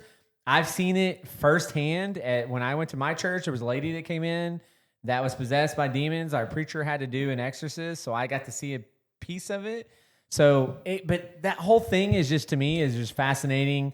It's gory. The throw up scene with their head spinning. Back in the day when I was in college, you'd get hammered and you get sick. I would always think, I'm like, man, I threw up like the Exorcist. And people would understand what I was talking about. And I don't ever recommend binge drinking and all that. Just saying in general, I think it's an iconic movie. Oh, for a good reason. Yeah, it's just it's a movie that will, to me, always resonate as one of the greatest ever. So If you're religious, that movie is going to stick with you for the rest of your 100%. life. Yeah. Absolutely. For sure. And honestly, a lot of people debate that as the scariest movie of all time. So Yeah. And I think my list is amazing so far. It's a good non-horror argument. It's a darn good argument. I think he just went on and looked up the scariest movies of all No, time. I didn't. No. No, Cheater. I went through hundreds of movies and the ones that I've watched and ones that resonated with me. Number 2, right? I'm on number 2. Yeah. Because I moved my list a little bit. The Shining.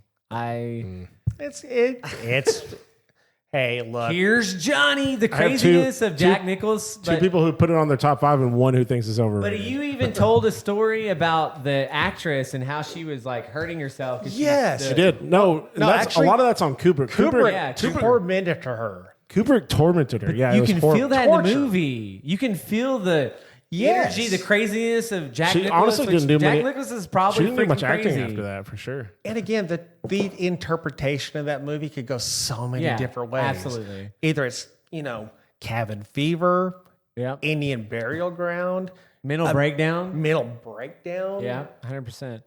And just the ghost and I just think that movie to me is like, I don't know. It just I don't know. I won't might be the think only of person out there horror. who doesn't like Kubrick movies, though. It's okay. Oh, Don't be a non-believer. hater. Get him. Yeah, non-believer. Outlander! I will always think of that movie. Like when I think of like the axe and the bathroom door. Yes. I mean, dude, those are some of the definitely most has iconic iconic parts. scenes ever. The blood flying out of the Yeah. elevator. And the like- blood editing. flying in the elevator. The girls- Editing. The sound editing. Yes. Going from this complete silence of all you hear is the sound of a tricycle hitting this wooden the floor. sound quality. You're right. You hit the nail on the head. Yes. The sound on that is phenomenal. Turn the corner. Kubrick is a bam, perfectionist. 2 That's why they did Yeah. like 100 and something takes That's of a fine, different but scene. it resonates in the film, and I appreciate that. And I think it's a classic. And regardless if it's the greatest or not, that's debatable. But And yes, they did a bajillion takes, but it kind of sticks with the theme when you think about it. Yeah. You start thinking about writer's block. You start thinking about the process of writing. It's going to drive you insane, and Yeah. that's perfectly summed up in this movie. so this is definitely the Lot B, which is better because it's spicier. But this has similar flavor. It's just muted, right? So Lot B is obviously better, but is it $800 better? No. I could drink this and be happy. $800, you say? All right, and this It's is going to not be $800. controversial. You may hate me for it, but number 1 is The Conjuring. I absolutely love that movie. I love everything about that movie. Like it builds a whole universe, which makes some of the movies are bad. I granted that, but the chemistry between the husband and the wife, the demonic beings and possession, like I love it, man. I think it's a great movie. I've always enjoyed watching it. It scared the bejesus out of me just kind of thinking about just some of the scenes in the movie, and I've enjoyed it. I've watched it multiple times. I'll continue to watch it. I know the newest one may not be the greatest movie ever, and they heal each other with family or whatever else. I'm but actually not going to hate on the first half of that movie. It's good. the movie's phenomenal. we're talking about the the last new one. one. The last Oh, one. yeah. The first half of that movie is actually decent. The second half, not so much. Well, is there any redeemable qualities you took from Devil Made Me Do It? Because I can't even tell you what happens in that I movie. can't either. That movie is the most forgettable movie I've seen in a while. And that's the same director. That's the problem I have is like you have James Wan. Conjuring is debatably his best movie he did. Yeah. And Agreed. then he did the second one, which is still really good. And then just like You're left. phenomenal. And then you have Michael Chavez who did The Nun and he did La Llorona and he did he does all these shit fucking horror movies. Pardon my French. Stop giving this guy stuff to work with. He's not a good director. oh, come all. on. You're telling me Aquaman wasn't the greatest movie of all time? And yes, James sarcasm. Wan needs to stay away from action movies because he did 100%. the Fast and Furious movie where Paul Walker died, but he also did James Bond's Aquaman. fault. And I'm like, dude, just stick to horror. Get him. Get the Outlander. You should have never signed up for But Aquaman. The Conjuring That is movie just, horrible. to me, it hits all It's great. of No, the I like things that I love about, and it brought me back to respecting horror as a genre. Yeah. And I appreciated that. It scared me. I enjoyed it. I had fun, and I could watch it again, and that's why it's my number 1. Hey, look, I'm not going to hate you on that. I love that movie. That's actually a solid pick. It's well acted, well shot, quote unquote, based on a true story. Yeah. If you want to bet, if you want to, believe in what they do or not, For sure. that's on your own thing. Or if it they were goes back scam to- artists. It goes back to exorcism, right? 'Cause Yes, that's exactly. essentially what they're doing is exorcism. 100%. Of objects and different things. They take it to a whole nother level, which if you can possess a human being, why couldn't you possess a object, right? Why not? So, And I think there's it's cool. Very look, interesting. Throughout history, there is a litany. There's a massive laundry list of things that are supposedly cursed. The Dybbuk box, for example. Yeah. Look, No, yeah, for sure. It's in our history throughout time. it's a well-made movie, well-acted movie. I think that's a solid choice. Awesome. Well, I'm- it'll be my number one, and I'll continue until No, somebody- and there's nothing wrong with your list. So I'll say I'm a very unconventional person when it comes to obviously your horror list. movies. Yeah, no, I 100%. I'm the first one to tell you. All the movies that you said are like in my top 20, like top 20, 25. I don't know if I had The Conjuring on there, but like Halloween's on there. Scream's on. I actually like Scream 2 a little more. I don't know why. I love Timothy Olyphant. Oh, I love all of them. Scream 1's a better movie, but for some reason I like Scream 2 better, and I don't know why. Good, but I like Scream 1 better. I like Timothy Olyphant was already a serial killer whenever she basically found him on the dark web. And I was like, dude, I want to see a backstory of him and like his serial killings, but like leading up to that, it'd been really fun. But no, so like there's nothing wrong with having, like top horror movies of all time on your top 5. Like they're great movies for a reason. Yeah, they're great movies that have resonated with me, and I didn't just pick these because they're on the list of whoever created IMDb or whoever. IMDb. IMDb, yeah, I am. So do you think the next one we're going to get The Cult? I'm hoping so. It's kind of pointing in that direction. I mean, isn't I know that. So for those who don't know, Scream 3 original idea was to have a cult of ghost faces, and then Columbine happened, and so the studio didn't want to do teenage violence in schools, and then there was a scheduling where Kevin Williamson was working on. I can't remember what he was working on. I don't know if it was. I can't. It was. I know what you did last summer. Maybe it was something. It was something along those lines. He was writing a movie, and then Nev Campbell also had engagements with another movie, and so they could get one or the other. And they're like, well, obviously we're going to get Nev Campbell, and then so they get another writer. They changed it to Hollywood, and then the rest is history with Scream 3 because they actually had filmed the whole movie with 2 killers, and then at the end decided they were going to do 1 killer. So Scream 3 has its own, like it. I love it for what it is, but it definitely has a lot of issues. I mean, it has the Jane Silent Bob cameo. Hey, I will never, ever argue with Jay and Silent Bob showing up. 100%. They show up and make fun of Courtney Cox and her bullshit haircut. And they're right to do it. Yeah. And actually, so fun fact, we met David Arquette at Frightmare last year. It was last year or the year before. And he said that he actually was the one who suggested that haircut. Really? I'm like, well, that's why she divorced you. Yeah. Say, Exactly. I think I That knew makes where that sense happened. What do you want? Can you pour me some of the 4 grain? But I will say, out of all the ones we've tried so far, I think the lot B, Poor Man's Lot B, I think comes closest to nailing it. It just doesn't have the quite spice that the lot That B was has. so- Unfortunately, I don't have an E.H. Taylor 4 grain. I'm we sure don't. nobody. If you have an EH, Dude, if Tim Hughes has one, that'd be the only Yeah. person I would I've expect never- to have one. I've seen one for like 2 G's or something. I was like, I'm not paying that for it, but I'm not paying secondary anymore for basically anything. No, me neither. That was good. So I'm like, I say I'll that, pay but over MSRP, but not full secondary. I did go a little nuts for a minute. Yeah. I like that one. I also really love this. Old fashioned. Old-fashioned, It does taste like an old fashioned, yeah, Yeah, for it sure. does. It's I'm actually solid. really And that enjoying. Honjuri, I think is I'm actually really enjoying this Envy of the Angels, which is a rye finished in maple barrels. So the last thing that we have, really quick, Would you survive a horror? would you movie? survive a horror movie? Cody, go first. And you can't talk about your big muscles. And, Okay, yeah. no, just kidding. I have big muscles. No, I don't have. I mean, I work out a lot, but I work out. I work out. I think I would, just because I've seen enough horror movies to know, like, I would find the person that's probably going to be most likely to die, and then when that person's dying, I'm just going to get out of Dodge, and I think I can outrun most of the horror people. So I'll let the rest of the people figure out and stammer and whatever. Because it's like they always seem to stay around the location where everyone's getting murdered. If you've not noticed that.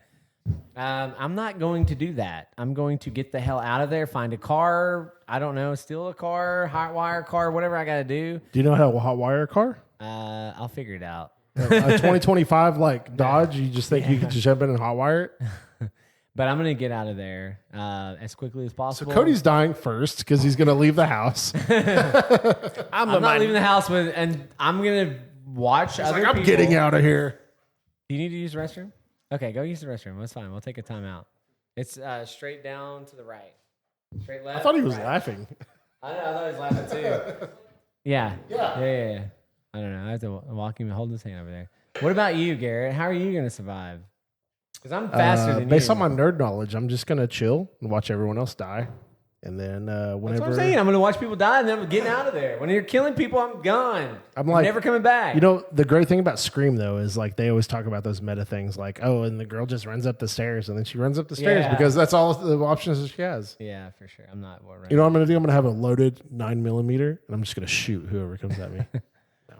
I feel like I could survive a horror movie. I'm big. So obviously I think the killers are going to try to knock out the big people first and get down to the final girl because that's how it happens in a horror movie. Yeah. So always, I'm not the dumb jock, but I'm jockey enough that I feel like I would get killed pretty early on. Realistically, I think here. Let me see what I wrote down real quick. I actually wrote down. So I feel like I'd die. I mean, I guess if I ran out of the house, I mean, for some reason I put Nerf knowledge, so maybe I'll have a Nerf gun. Nerf knowledge. I feel like I feel like I could survive by my nerd knowledge, but could also be the first to go because of being too confident. Okay. So I think that's. I don't think you're surviving, Garrett. I'm sorry. Nah, I'm dead. I got bad news for you, buddy. I'm like, oh, cool. You're killing people. Let's do it, bro. Arms of an angel. And I'm dead. Sarah McLachlan, dude, you're out. I've seen those videos with like the husband or boyfriend and girlfriend or husband and wife, and it's like husband does something. Oh yeah, pisses off the wife, and then the Sarah McLachlan song comes on like the guy's murdered. It cracks me up. But yeah, no, I mean this 4 grain's pretty good too. It's not bad. Yeah, I still like the. It's really funny because that's like 5 ounces of Eagle Rare, but somehow I still taste a little Eagle Rare in there. Yeah, just a little. It's so why just enough to get a little flavor in there. All right, so Casey, are you surviving a horror movie? No. Well, I mean, sorry. Let me get you. You already know where I'm going with this. Yeah. So, I am a minority. I am DOA. Completely boned. Yeah, it's okay. He's like, I'm the one that's going to come in and be like, we shouldn't be doing this. And then they do it anyway. And then he gets to be killed. Hey, guys, what? Don't go to the screaming. Why are you going to the screaming? Why? Yeah. Oh, crap. Don't read those words on that creepy book. Yeah. What are you doing? As Casey Garrett, gets murdered, stop. I'm running full sprint. We're all dying. Let's be real. Yeah, we're probably all gonna die in a horror movie. But I'm gonna make them run. They're gonna run, and their heart's gonna explode trying to kill me. Yeah. So the problem is to be the final girl, you kind of have to be a girl. For sure. I identify as no, I'm just kidding. I identify as the final murder in this movie. Look, Jason, I respect you what you're doing, but I'm gonna have you to hold up just one moment. I identify as a female. And I'm going to go ahead and be the final girl. I called it. Dibs. Can't kill me.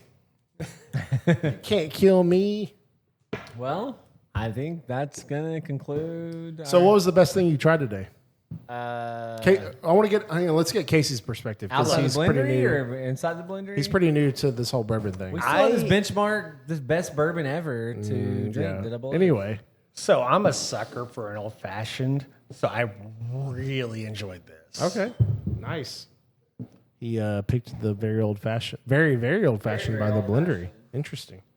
And he tried Pappy Van Winkle and stuff. Old Rare Tune is very good. One of my favorite bottles ever. I've taken a second pour of this What you guys Envy of the Angels. We have a benchmark. Chance gave us this a benchmark full proof, which is hindsight one of the best values on the market. It's been double oaked for 5 months in a small barrel, and we're going to try it. So, go, pass it on, get Casey some. Take one down, pass it around. Just get a little bit. So, take one down, pass it down. 99 bottles of bourbon on the wall. Just pour it. No. Come on, get in there. Oh, I'm trying to. Oh, yeah. Daniel. He wants some? Yeah, he's got to try. That's why we can't have nice things, Daniel. And I hope you guys have enjoyed this episode. I know it's a little different than our normal, but we wanted to have fun. I know Casey and Gareth got to nerd out a little bit. And horror is not my genre, but I hope I provided some good perspective for you guys. And we'd love to know, what is your top 5 favorite horror movies? And what do you enjoy? What did we miss in this episode that you would have liked to seen that we can do maybe next year? And tell us a horror movie that we maybe not mentioned. Because so fun fact, I do a horror movie thing every year during the month of October, and I watch them. And if you say something I haven't seen, I'd love to go and watch it. So I still have about, what is it, the 22nd? I'm behind a couple days, so I still have about 10 or 11 movies I need to watch. So Yeah, I do the same thing. I'll watch 31 and 31. I'll watch a few tonight and really kind of catch up. So yeah, I'm way behind. I don't do that, but I'm excited. We're going to try to get together before the end of October, watch a couple of the horror movies they keep threatening me with. Unfortunately, probably won't be the end of October, but we'll probably see. November sometime. Yeah, well, but because I'm going on early vacation November. next week, so Yeah, Oh, yeah, we got a few things for you to watch. I know. So we'll get together one night when we have a chance, and then I'll come back and report my findings. So, all right. Well, I'm Cody. I'm Garrett. And we are the Bourbon Nerds. Thanks, guys, for tuning in. Like, subscribe, follow. And, Have a very spooky Halloween. Have a spooky Halloween. Be safe. Check your candy. Make sure there's no razor blades in it. And, we wish you the best.